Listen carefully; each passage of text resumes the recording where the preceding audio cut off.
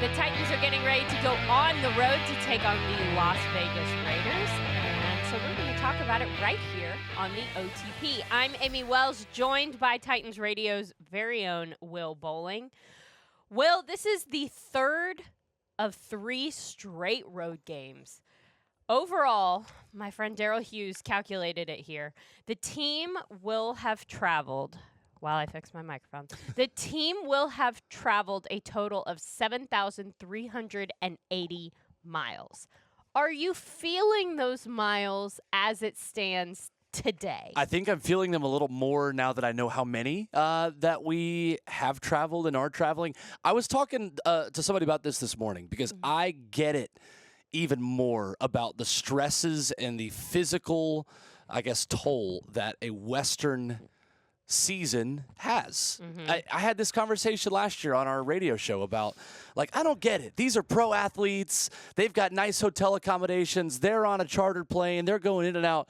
It's more about how it affects the next week when you are getting back at midnight. And then all of a sudden your alarm clock's going off a little bit later because you don't have to be in the facility as early on Monday. And then Monday's a bit more sluggish. And then you come in Tuesday and you're still not totally feeling.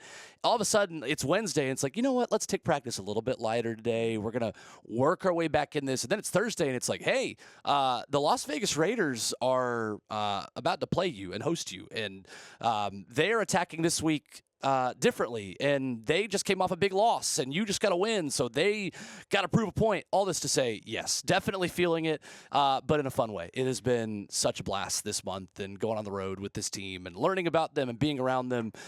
So much to get into, so much fun, and glad to talk about a win as well. It is really funny that you mentioned that, though, because in April, May, I guess, when the schedule comes out and we saw all of these road games and we saw all of these West Coast games back to back like this, everybody in like kind of the media and content creation world went, oh, yeah, no. Definitely. Because to your point about Mondays, it's not the game. Right. It's not even really the travel.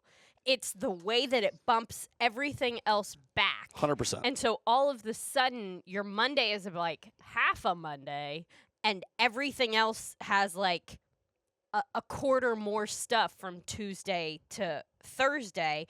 And then everybody's going on the road again, and we've got to do the whole thing over. So it changes the cadence enough to be jarring. Yes. The nice thing is that these games have been 3:05 locally, but wherever they're playing, it's still like a noon game, noon 1 o'clock game.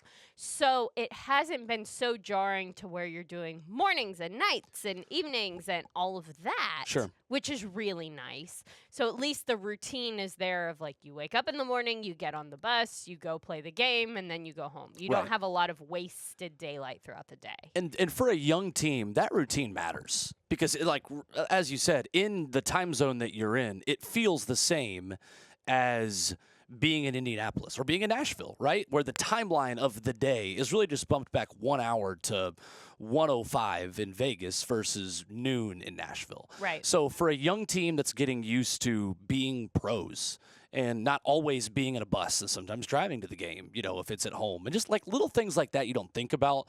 I feel like I've started to think about more now that I'm in that routine with the team, and it's one of those perspectives I feel like I've gained of like, oh, wow, like that alarm clock on Monday still hits at the same time, regardless of when you got home from the game before. So all good things. I'd rather be tired talking about football than energized talking about literally like anything else in the world, other than maybe my wedding. And so that's a good place to be this time of year. Absolutely. So I know football has definitely turned the page. We are going to talk a lot about the Las Vegas Raiders, which is how it should be. But I do want to get a couple of your thoughts on the win over the Arizona Cardinals because there's just so much to talk about. Oh, sorry, Snickers. Ooh, wow. That would have been a catastrophe. Would have been even more to talk about. It would have been so much to talk about. I want to talk about Cam Ward and his performance in the fourth quarter because it was so starkly different to those first 3 quarters. How do you think that having that final quarter be a really good just showing of football and what he's able to do. Then the team gets the win. How is that experience going to translate into the next game and hopefully multiple games? Yeah, I think from two different ways, that fourth quarter was really meaningful. First, from the football perspective, I think Cam Ward gained a lot of trust in his pass catchers who made some big plays with the ball in their hands. I think in his offensive linemen, because he had some clean pockets to throw from in that fourth quarter. And I just think in himself and in the system, because Cam wasn't always throwing the vertical route and hunting downfield. My favorite play maybe in that whole sequence is a 3-yard route to Chigakonkwo where he head fakes and hesitates around 2 Cardinals defenders and picks up a first down along the sideline. I was standing right there. I was like, how in the world did he get away from those guys? Mm-hmm. And I think those types of moments are a lesson to Cam to say, all right, sometimes I can get a 15-yard gain by completing a 5-yard pass to Chig and letting him just embarrass 2 Cardinals defenders in space, and we can create explosives in the pass game without me having to throw it 20 yards down the field through the air. So I think that's the trust that just has to be gained and created in real game action. I think the offensive line piece of it, I think this offensive line is really starting to come together. Brian Callahan was super complimentary of that group this week, talking to the media, and the center guard triangle, as Coach Mack likes to say, in this game allowed 0 pressures and 0 sacks. Wow. Between Peter Skoronski, Lloyd Cushenberry, and Kevin Zeitler. You are seeing those 3 really start to come on strong. I think Oli Udoh has done a really admirable job at right tackle. The state of backup offensive line play in the NFL is not very good. Titans have solid backups right now. And when Blake Hance was in there too, I think he deserves some of that credit as well. And Dan Moore, I think, is starting to come into his own as well and get used to things on the left side. But then I think there's the non-football piece, Amie, where that sideline wasn't super down. And I said a hit about that early in the second quarter to talk back to the guys and say, like, guys, like, you wouldn't know this score is 21-3 based on the sideline right now. And Tony Pollard, after his fumble, went up to every member of his offensive line and shook their hand and said, my bad. And Cam is hyping guys up, and Peter Skoronski and Jeff's coming over talking. Like, there's communication on the sidelines. There's genuine give and take happening. Nobody's yelling at each other. Nobody's upset. Nobody's stressed. There's frustration. But I felt like that was foreshadowing to then what happened in the fourth quarter, that they didn't get down. They didn't get outside their plan. They made adjustments. So that to me was validation, was vindication of like, all right, this plan is working. They've got to execute it, and it's got to click. And maybe there's some things to build on and off the field, I think, in that fourth quarter that is really exciting going into Sunday. When you bring Hellman's Creamy Buffalo Chicken Dip to the watch party, you can cheer too loud, or block the TV, or be a couch coach, and no one will eject you from the game. That's a Hail Mayo. Hellman's, the official mayo of the Tennessee Titans. This summer, SeatGeek has your ticket to the best live concerts in Nashville at Nissan Stadium. SeatGeek makes it easy to catch world-conquering tours and high-wattage performances from your favorite artists all summer long. SeatGeek has the best seat, your seat, for an unforgettable summer. From rock royalty to rap superstars, R&B to country, find it all on SeatGeek, the official ticketing partner of Nissan Stadium. It's your summer. Make it count. SeatGeek. Hey Titans fans, with a Kroger Boost membership, you'll score big with double fuel points, free delivery, and lots more. Go to Kroger.com/boost for details. Kroger, the official grocer of the Tennessee Titans. Tighten up. Now back to the OTP. I think it's underrated how much you can glean from how a team is going to perform by their body language and their mannerisms on the sideline. No doubt. And that might just be from sideline reporter to sideline reporter. Like, of course, it's so important. But really, the amount of times that I've been able to look down a bench and say, these guys just, they're not into it today. Right. And then they lose the game. Or you look and you say, these guys are ready to play. You can just tell by the routine, by the motions they're going through, by the way they're engaging with one another. You can tell when a team is locked in. And even if things aren't going their way, it doesn't necessarily mean that it translates on the field all the time, but there is a dramatic difference between a team that is locked in and ready to play and a team that is pretty much disengaged. I agree. And I think Cam Ward is the catalyst of all of it, to be honest with you. I think he is not only communicating clearly with his teammates, but every time he's done talking with Bo Hardigree on the bench, he is standing at the front of the white paint cheering on the defense. And there was a play that Jalen Armour-Davis made in this game where he had a pass breakup on a 3rd down, and Cam Ward is the first guy, like, helping him up on the sideline. Like, I know that's a little thing, but I think Titans fans can feel comfort in the leadership they have on this football team. And Jeffrey Simmons has backed up everything he said he was going to do in preseason. He's playing at a defensive player of the year level. Cody Barton has been such a good veteran stabilizing force in the linebacker room. But the guy I think on the defense as well that really picked up the leadership baton as well was L'Jarius Sneed in this game. And that play that I know he doesn't get a hand on Amari DiMercato when he just tosses the football out of the back of the end zone, which I genuinely could not believe. Just so many things happen in this game that's like, I might not see that in a whole season, and it happened in one game. Yeah. But the way L'Jarius was embraced on the sideline was a major spark. And I talked to Kevin Winston Jr. about that in the locker room yesterday, and he talked about it as like that was it. That was the spark. That was the moment that got us all, even more engaged. So yes, while there was not a toxicity, there wasn't over frustration, maybe, if that's a word, on the sideline of the first quarter. It went to another level of like, all right, now let's go win it. Once that play happened, which I thought was really cool for Sneed, a guy that has been through so many injuries, has had to battle and has had to work to get back in the field.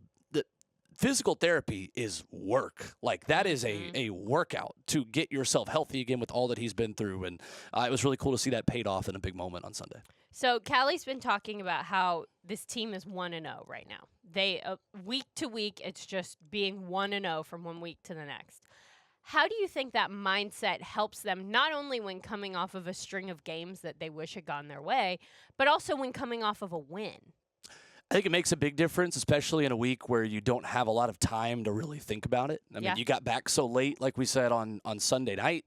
It's a later day on Monday. You're forced to move on very quickly. You're not home at a decent time to watch Sunday Night Football and see the halftime show talking about how good you were in the highlights, right? Like, you have to move on. So I think that's number one. I think, two, you were just building competitive character with young football players who haven't done this before.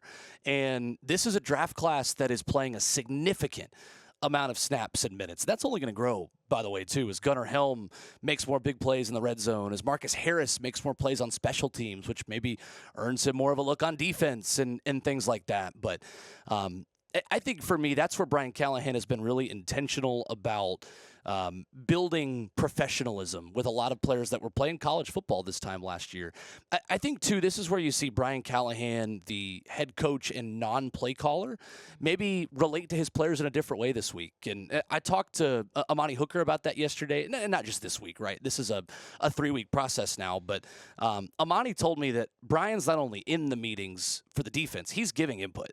He's a part of the conversation, and he said that's something that you want a head coach to do. And not that there was anything wrong with the way he was relating to them earlier, but the dynamic has changed, and there is a trust in Bo Hardigree, the play caller, and Nick Holtz, who does so much of the scripting and building out the framework of what they want the football game to look like during the week, that Brian has said, like, I can talk to my players more. I'm having more fun. I can, relate to guys in the sideline. He got air after Tyler Lockett's fumble recovery in the end zone. Okay, like, he I need jumped to talk about up this. in the air. Yeah. How high? Like, give me a range on the vertical here. It was I don't know if you've, again, my track brain, like a triple jump or a long jump where you're like jumping up into the pit. Like, it was one of those where he's like going off one leg and like almost like Super Mario when you hit the mushroom and it's like, and you jump up in the air. That's it. Super Callahan, if we can make that. Yes, that's kind of what it looked like. That's phenomenal. Someone that we haven't talked about yet, and I feel like we should, is Tajay Spears. Yes. Back, got some action. He had 17 snaps, 4 touches. And so, of course, it's his first game back from being on injured reserve. So you want to ease him back in. I'm sure he's on a pitch count. Where do you hope to see him participate more in his second game back. Yeah, I think Tajay is such an easy guy to root for. I mean, it's so obvious. Anyone that's been around him, any fan that's just gotten to know him since he's been here, like, he's just the nicest, most positive influence within that locker room. So I think everyone is just so happy that he's back and he can contribute.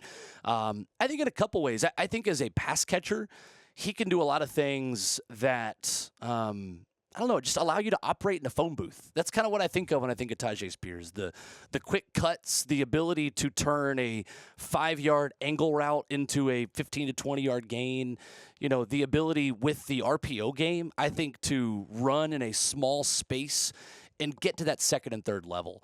And in my weekly pregame conversation with Mike Bergonzi for Titans Countdown, that's the thing that he told me. He said, we love Tajay's ability as an explosive runner to get to the second and third level.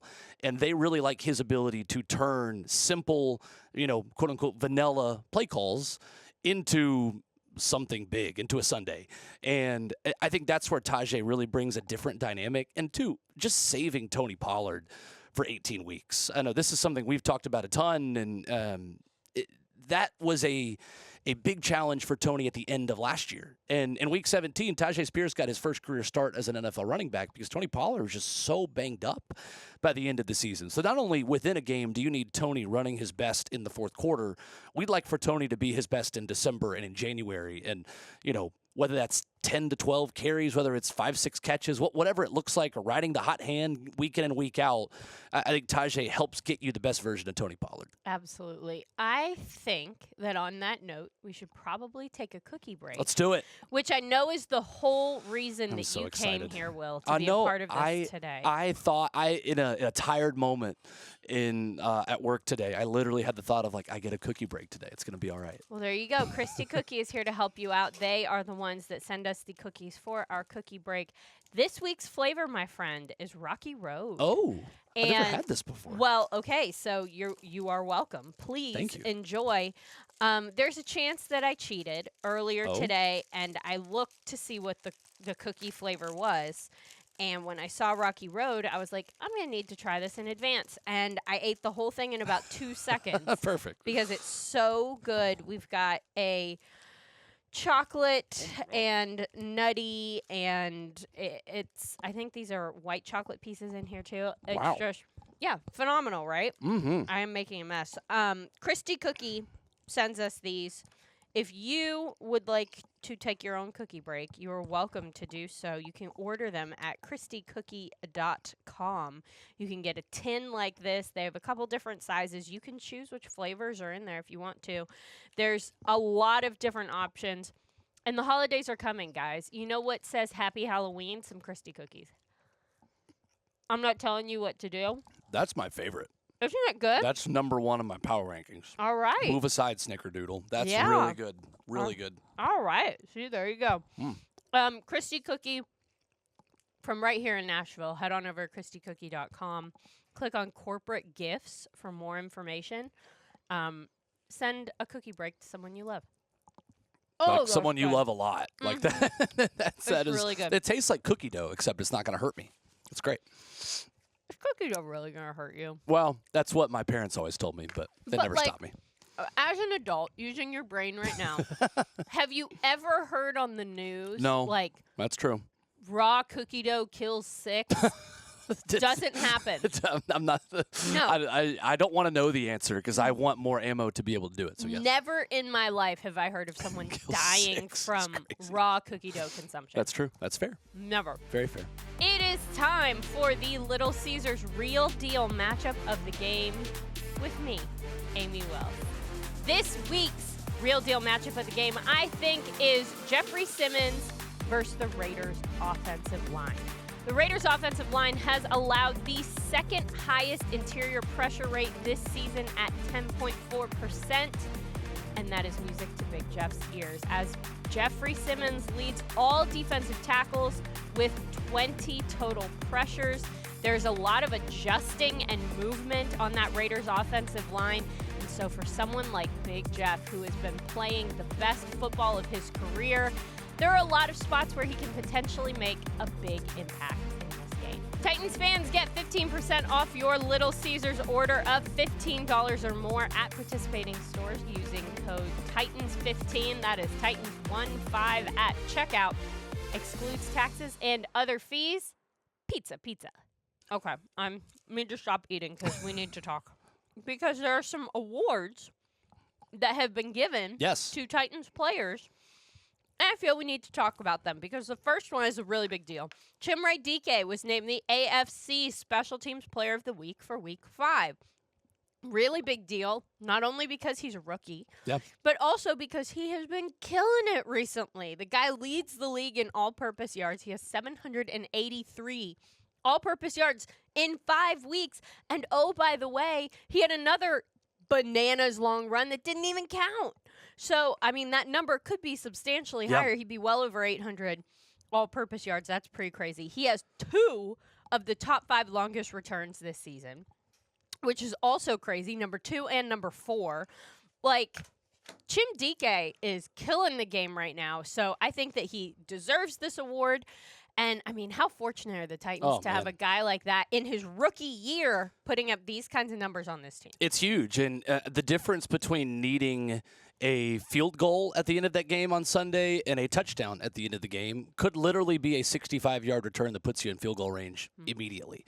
Like, that's the kind of impact that a play like that makes on a really close football game. And as close as a lot of these games have been, it's the difference in winning and losing and what is a third of the game in the special teams, although oftentimes it's not treated as such. I think Chim is a superstar in the making as a returner. I think as he gets more comfortable in that area of the game, it's only going to open up more doors for him as an offensive player as well, because he's just got things you can't teach. His vision with the football in his hand, his change of direction, his just straight line speed as well is phenomenal. The Titans were near last in the NFL last year in average starting field position on offense, and that has drastically flipped in large part because Chim Dike creating turnovers and turning the ball over less yourself. And that's the difference between winning and losing in the NFL. When everyone is good, when everyone has talent, when everyone on a given day can win or lose,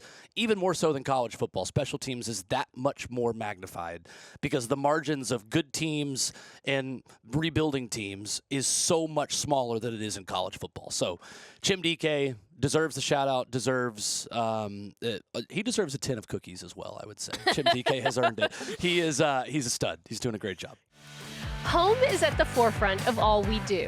It's why we're so committed to caring for the places and spaces in which we work and live. Ashley, the official furniture provider of the Tennessee Titans. Genesis is the first and only official jeweler of the Titans, having earned that title since 2006. Titans players, coaches, and fans trust Genesis for the absolute best in selection, quality, customer service, and of course, value. For diamonds, engagement rings, designer fashion jewelry, and the largest selection of luxury pre-owned Rolexes in Tennessee, Genesis is the hands-down winner. Genesis Diamonds in Green Hills and Cool Springs, the official jeweler of the Tennessee Titans. Another guy who won an award, and this is a little more of a niche award because it was invented by Brian Callahan, but I think it's important to note. Cedric Gray was named the Dirty Work Player of the Game. This is an award created by Brian Callahan for the guy who does the dirty work during the games. He gets to wear a black jersey during practice. It shows that he is the everyman working man. And this week it was Cedric Gray. He had 12 tackles versus Arizona. He had 17 versus Houston. The guy just continues to show up week after week after week. He's everywhere. I think this is such a good success story for the Titans this year. I think it's one of my favorite stories in the way Cedric Gray watched from the sideline, injured last season for 2/3 of the year, and used that to learn and to grow and to understand how can I impact the game when I'm out there. And my goodness, is he impacting the game right now. I also loved the black jersey, by the way. Like, cool, right? I never thought of that being like a Titans look, but it looks really good. As a jersey nerd myself, I've loved it. Yeah. Cedric is such a smart player. You talk to him and like 30 seconds into the conversation, you can tell like this guy not only plays fast, but his processing speed of understanding what he is doing and what his role is in the defense having success play to play. Like, he understands it as he's doing it. And not to say that, other players don't, but North Carolina doesn't just hand out degrees. Like, Right. He is a different level of football IQ, of processing, of understanding his role. And I think this too, Amie, is where Frank Bush, Coach Mack talks about it a lot, is in a lot of ways kind of the Bill Callahan of linebacker coaches. And he is a savant level coach at that position. And he has got quite a talent on his hand in Cedric, because Cedric's athleticism and just thumper ability is something that is not often coupled with processing speed and football IQ. And when you put those two things together and you have a guy that can run and hit as violently as he can, but he understands what the other 10 guys in the field are doing, that is the makings of a really special football player. Absolutely. One more award that we need to acknowledge, and this one was for our very own Taylor Zarzour. Oh, Good yes. Morning Football named Taylor's game-winning radio call the best play call of the week. I love it. Isn't that great? Here, can we play that? Are you ready, Mike? I am ready, Kyle. I believe you are. Our first award today is called Best Play Call. It's very, very simple. We heard them all. We love them all. But none more than Titans radio announcer Taylor Zarzour's call of Joey Sly's game-winning kick. Take it away, Taylor. Cox snaps it back. Sly lets it fly. Bullseye! Hey, Nashville! That sounds like a winner! The Tennessee Titans, 22. The Arizona Cardinals, 21. All right, so he lets it fly, Joey Sly, Yep. Bullseye, what a guy, my oh my, in the eye. I mean, it's an amazing thing. And by the way, that was like the strangest game of all time, so you have to deliver like that. That was Taylor's first season now as Titans radio announcer. Fantastic. Also does college football, college baseball, SEC Network. You liked it, obviously? Reminiscent of Happy Gilmore. Why don't I go eat some hay, make things out of clay by the bay? What do you say? Listen to what I say, or you'll pay, okay? Awesome. Just so good. So good. So good. I was so happy for him. I had chills at the sideline. I was also jumping for joy the way Brian Callahan was earlier, just listening to it in my ear and living in that moment. Taylor is crushing it. Like, it's been so fun to just see our fans really get to know him and get to just hear the new sound of Titans radio with his leadership, and him and Mac are just crushing it. And you can tell that Taylor Zarzour is having a blast. That is the thing that I just love the most listening to him, is you can tell he is just having so much fun. We are having so much fun on air with him, off the air. It's been awesome getting to know him and getting to work with him. Absolutely. You can go to the Titans Instagram if you want to not only hear that call, but also see Taylor make it in the booth. Titans Instagram is where you can find that. All right, on to the Raiders, my friend. They are also 1-4. They are coming off of a 40-6 loss to the Indianapolis Colts. They have lost 4 straight and are 0-2 at home. Will Boling, I ask of you, what's the deal with this Raiders team? Boy, so much. I mean, on offense, let's start there. Geno Smith has not been the same guy he was the past few years in Seattle. He looks a little bit more like New York Jets Geno Smith. Yeah. We hope that continues for another Sunday, because he's a really good football player, and he has played a lot of football. Chip Kelly, the offensive coordinator, Pete Carroll, the head coach, there are enough good football people over there. They're going to get it figured out. I think the challenge for Geno has been chemistry with his wide receivers, and whether that is Trey Tucker, who I think has really come on strong, and he's had a good start to the season. Tight end Brock Bowers has been injured. He did not play in this game. Dante Thornton, the rookie out of Tennessee, shows a lot of promise, but he's only got 5 catches, I believe, on 16 targets to start the year. Jacoby Myers is kind of a do-it-all guy. It feels like maybe on a lot of other rosters, they've got a lot of twos. Who's that one for them that's kind of stepping up? Really, Brock Bowers is kind of wide receiver one. So without him, it further magnifies some of the weaknesses and inadequacies at that position. But Ashton Genty is the guy. And Ashton Genty is a problem that the Titans have to have a solution for. You look at just his raw numbers, and it's impressive. But then you look at the missed tackles that he's forcing. Against the Bears in Week 4, he forced 9 missed tackles, 123 yards after contact. He is someone that he's almost – we were talking about this week on the radio show. He's kind of got a little Maurice Jones-Drew in him. Almost mixed with like a prime Todd Gurley, the way he can catch the football. There's a little bit of Alvin Kamara in there. He does everything, and he stands in the backfield straight up like Michael Myers, and it's haunting this time of year. Yep. Spooky. Absolutely. You just got to tackle him. And sometimes, that's not groundbreaking analysis, but just tackling him when you have the opportunity to tackle him sometimes is as simple as it gets. And that sounds really simple for me, who is not athletic. And for the athletes and getting him on the ground, it's much easier said than done. But that's, I think, the thing that sticks out about this Raiders offense is Ashton Genty has the ability to take really simple plays and turn them into explosive plays. And you can't let that happen Sunday. It's interesting that you say that tackle him is not groundbreaking analysis, but that is typically what I scream at the television when I'm watching football more than anything else. Tackle him! Yes. Or get him! Yeah, my other get favorite. him is a really good one. Yes. I do that a lot too, which people are like, they pay you to work in the NFL for that? Absolutely, yeah, they do. They sure do. Let's talk a little bit about the other side of the ball in Max Crosby, because we know what he can do. We've seen him wreck games time and time again. And he still seems to be that guy, even if he's not putting up the bananas numbers, he's still putting up some pretty strong numbers. He is. A couple of sacks for him to start the season, and the pressure rate is what has not been as high as it typically is. This is one of my nerd nuggets of the day and of the show. 10.1% pressure rate for Max Crosby this year. That is actually below league average and well below his average of his career at 13%.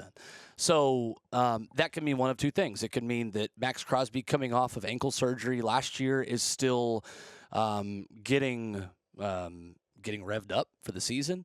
It could also mean that he's angry enough where he takes it out on you, and you do not want the latter to be the case, because he is disruptive. It's interesting this week, talking to J.C. Latham in the locker room, which was great to catch up with him, and we hope that he could be back for this game on Sunday. He compared Max Crosby to Jeff Simmons in the way that Jeffrey Simmons is relentless to the football, and you'll see a run left when Crosby or Jeff are lined up on the right side, and all of a sudden, as the play ends, here comes Jeff just diving into the pile. Max Crosby's going to do that too. So in the Titans' run game, in the pass game, in the screen game, he will recognize what is happening and just turn and sprint and find whoever has the football. So you have to always know where Max Crosby is on the field. Again, sounds really simple, but that means as the play goes as well, kind of the play within the play.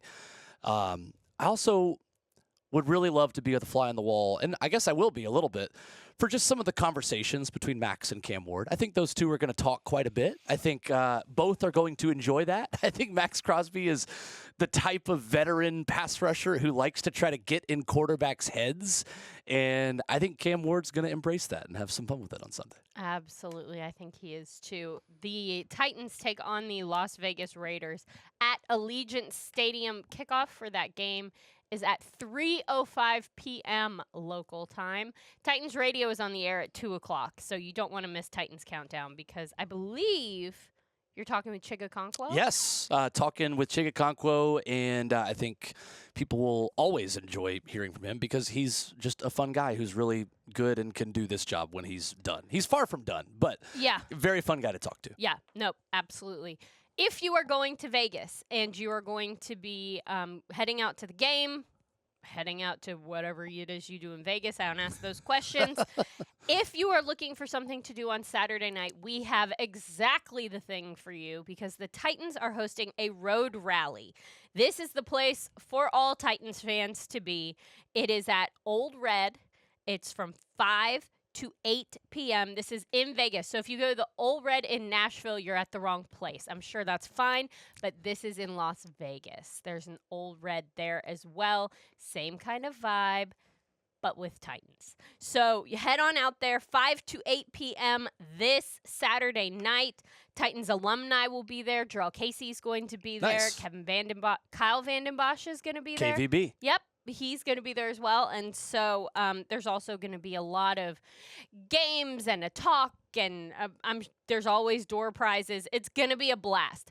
Every road rally the Titans throw is epic. Yes. And I'm sure this one will be no exception. So head on out to the Titans Road Rally. Also, in case you missed it, Alan Jackson is going to be coming to Nissan Stadium in June of 2026. It is going to be an epic show. An epic show. The list of people that are going to be at that is Crazy town. it's like better than some award shows. Yeah. It's pretty incredible, honestly. Oh my gosh, it's amazing. Everybody you can think of. Luke Combs is going to be there. Keith Urban, Miranda Lambert, Carrie Underwood. There's It's amazing. I mean, there's 15 of them. Only in Nashville. Yeah. It's going to be the most Nashville thing that could ever happen, and it's happening at Nissan Stadium, one of the most Nashville venues. So if you would like tickets for that, pre-sale, you can register for pre-sale right now. Pre-sale happens in roughly a week, the 13th, I believe, and then tickets go on sale for real on the 17th, which is his birthday. Fantastic. Isn't that nice? Nice. So be sure to check that out. You don't want to miss that show. It's going to be an epic show. Will, are there any little nerd nuggets that I blew past? A couple more, not too much, honestly. Ashton Genty, 6th in the NFL with 292 yards after contact. Wow. Of his 349 rushing yards that he has already this season. I thought this was interesting. This was actually going into the Colts matchup for Vegas. They have played zone defense on 88% of their snaps on defense. Interesting. That is second highest in the NFL this season. We already got to the other nugget on Max Crosby. Not really a nerd thing, but something to monitor with Vegas at center. Jordan Meredith is an undrafted center out of Western Kentucky. He's a veteran. He's not undrafted this year. He has never played center before until this year. So had never played center, moved from guard inside.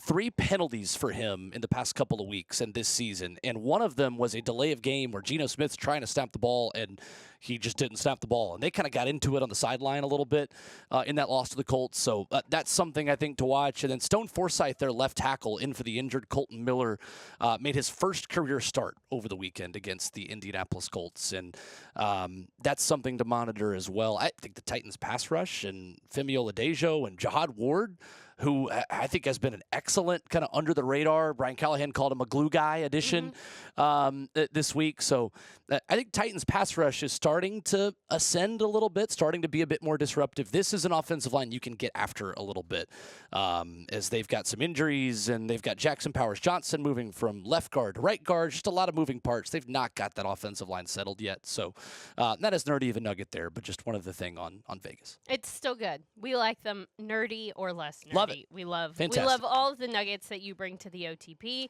We are so excited to go back on the road, and then you get some time at home. Yes. I'm excited to reintroduce myself to my friends and family. It's gonna be great. It's going to be really nice the whole month of November here in Nashville. It's great. So it's coming right around the bend. We got one more road game after this one to get through, and then you're made in the shade for a little bit. Love it. And then December, your Heine's back on the Back road. out. So sorry. That's all right. For Will Boling, who maybe needs a nap, I'm Amie Wells, thanking you for listening to the OTP.